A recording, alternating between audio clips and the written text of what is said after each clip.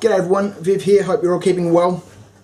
I thought I'd take a bit of a break from that tower project I've been working on and spend some time working on this Tukuremo figure, Seargent Tukuremo from Dennis over at SavageForged Minis.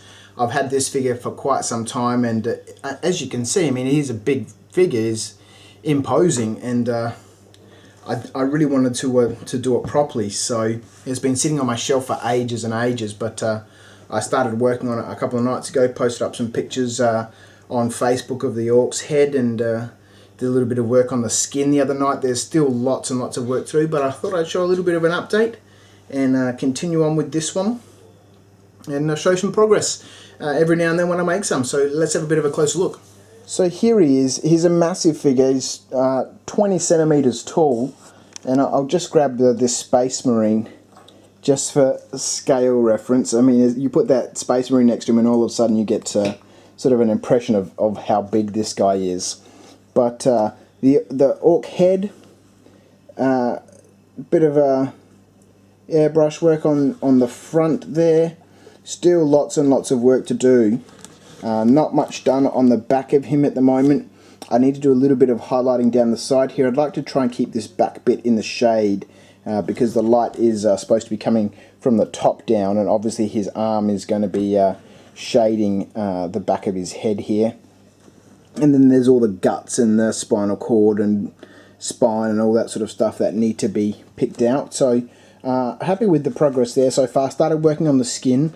So there's not a lot of definition there at the moment. I need to apply a couple of washes and some inks. I totally forgot to fill this seam here. I don't know what was going through my mind when I did that, but started painting that and then didn't realise until sort of part way through that I haven't filled the gap there. So anyway, that needs to be done. His sword arm is loose. This will come off so I can paint that sword a little bit more easily than with it resting on his shoulder. But the detail in this figure is wonderful. So I reckon I'll work on the pants next and the boots. I'll do those, pick out the belt, come through, do the shirt, then the vest, and then all the detail bits and pieces, and his chain and the dog tags and all the little buckles and belts and stuff and laces and... But there we go, fun project to work on. I think I'll take my time with this guy and then eventually do quite a big display base with some big trees and sort of like he's standing in the middle of a bit of a jungle scene, which I thought will fit him quite nicely. So there we go, happy with this guy, looking forward to doing some more work on him. And then I think I might simultaneously pick up this guy, which is also from Dennis, much smaller figure, but you can see he's still bigger than a Space Marine, a 70mm figure. Dead again from his post-apocalyptic range.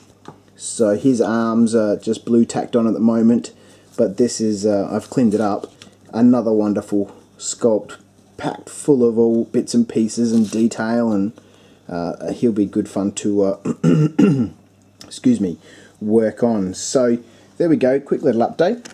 So it's fun to work on him. Like I said, I'll take my time with him, and hopefully over the coming weeks we see a lot more progress on him, and towards the end of the month or towards the end of a month he'll be ready for his display base. But that's it, another little hobby update. Try to get a few projects going and get a bit of momentum and move them forward. Thanks for tuning in. Catch you next time. See ya.